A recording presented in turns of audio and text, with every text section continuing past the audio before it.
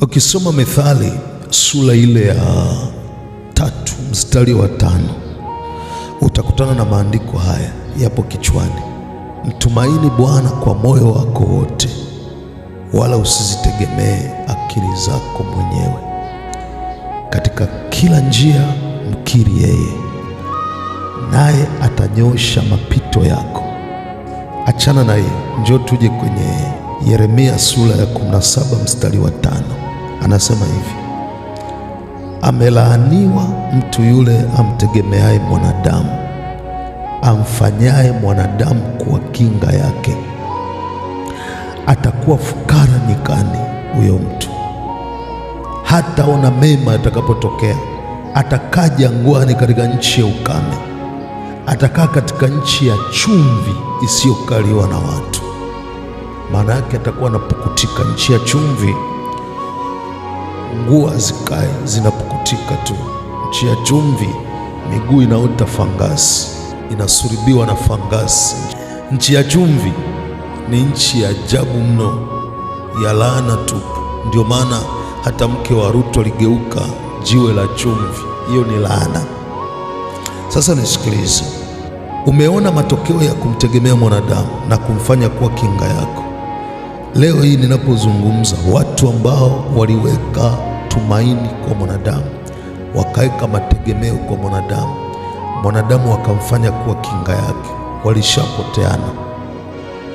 Na kama bado hujapoteana, uko mbioni kupoteana, usifanye kosa la kumtegemea mwanadamu, kwa sababu ni watu wengi ambao Mungu anawaleta kwetu. Imeandikwa hivi: kwa kuwa ulikuwa wa thamani machoni pangu na mwenye kuheshimiwa, nami nimekupenda.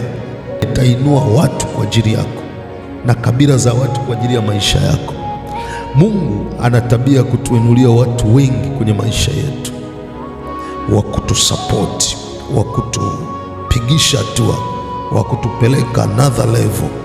Kosa kubwa tunalokuja kulifanya ni kuweka mategemeo kwa hao watu wanaoletwa. Unajaribu kuwasujudia namna hii, yaani badala umsujudie yule aliyekuletea watu, akili yako ipo kwa mtu.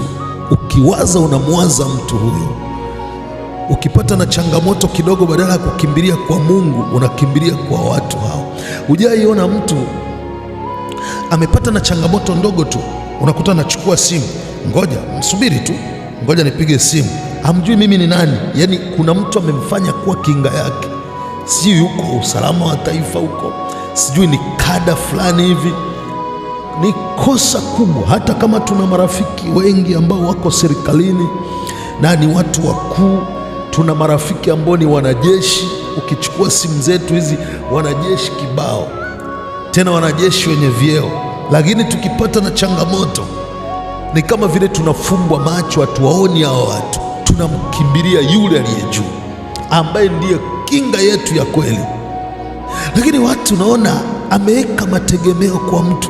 Yaani una namba ya simu tu ya waziri fulani, basi wewe unatamba mtaani, unajitutumua, unalala usingizi. Nina mtu mimi, nina watu. Kosa kubwa sana. Wewe uko chini ya laana. Muda si mrefu haya madhara na haya matokeo yataanza kutokea. Kuna watu leo hii hawalali usingizi unawapaa, wanawawaza watu fulani eti wamewaahidi kuwapa ajira. Mungu yuko hivi.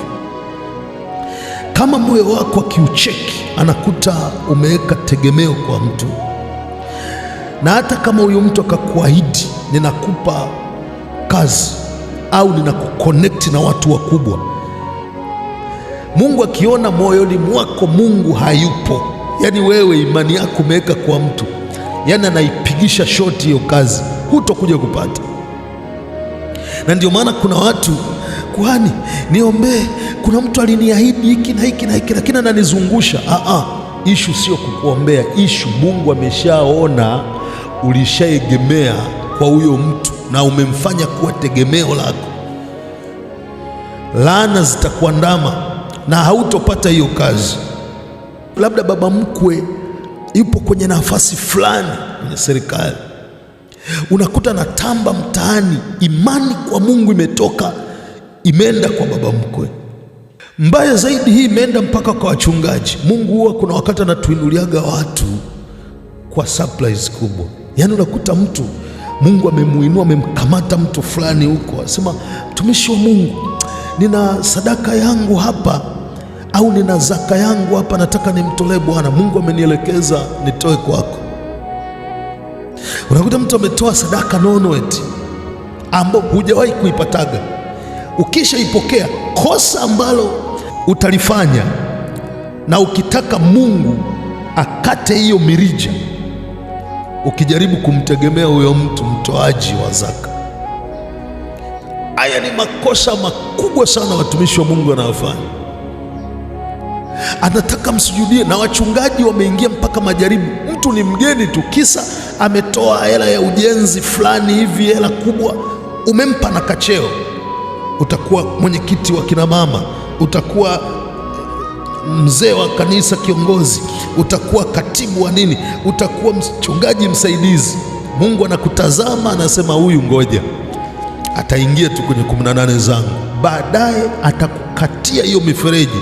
Utashangaa umeanza tena kusurubiwa, unapita kwenye jangwa lile ambalo ulishalivuka zamani.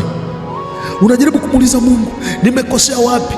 Wengi hamuioni hii dhambi, mnaziona tu dhambi za uzinzi, lakini iko dhambi kubwa, na dhambi yenyewe ni hii ya kumtegemea mwanadamu na kumfanya kuwa kinga yako.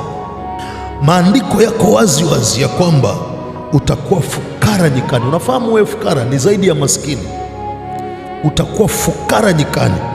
Kwenye nchi ya ukame ndio atakuwa makao yako, na kwenye nchi ya chumvi isiyokaliwa na watu, wewe ndio itakuwa makao yako. Hii ni Mungu anafanyaga haya mambo, ni mtaalamu sana Mungu. Na hii inatokea mpaka kwenye ndoa. Kuna mwanamke ameweka matumaini na mume wake, amemfanya kuwa ndio tegemeo. Mume akikuzuia kanisani, hamna ibada, huwezi kwenda. Mimi mume wangu amenikatalia, mume wangu kila kitu, mume wangu ameingilia mpaka sehemu ya ibada. Moyoni mwako Mungu akimulika, akipiga tochi, anaona yeye hayapo makao yake, ila kuna makao ya mume. Ndio Mungu sasa, kwa kuwa ni mwenye wivu, yuko tayari hata kufanya kuwa mjane, ukose huyo mume, amuondoe kabisa uwe mjane. Alafu anajua ukipita wewe kwenye ujane utamkimbilia tena Mungu. Kwa hiyo si kila mjane unayemwona ukadhani kwamba labda ni kifo cha kawaida. Wengine ni Mungu aliwafanya hivyo ili afadhali ampate yeye akiwa mjane kuliko amkose akiwa na ndoa.